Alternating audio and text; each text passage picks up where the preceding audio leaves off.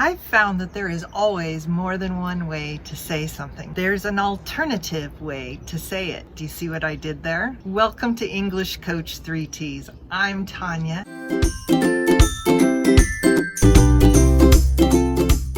Today I want to help you to begin thinking of different ways that you can say the same thing. If you're going to take a test like the IELTS or the TOEFL, this is one of the things that will help you to get a better score.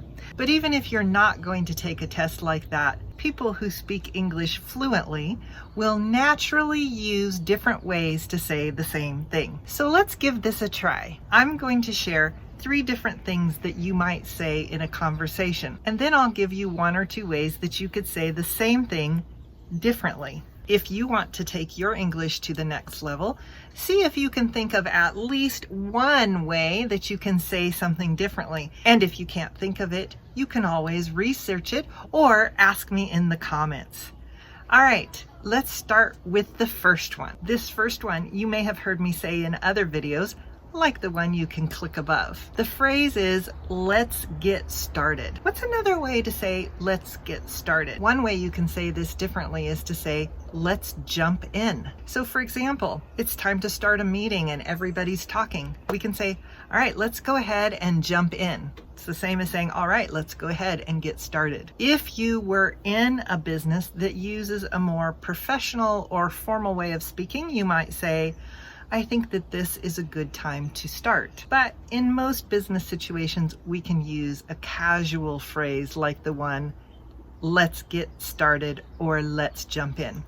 Can you think of another way to say this, either formally or more casually?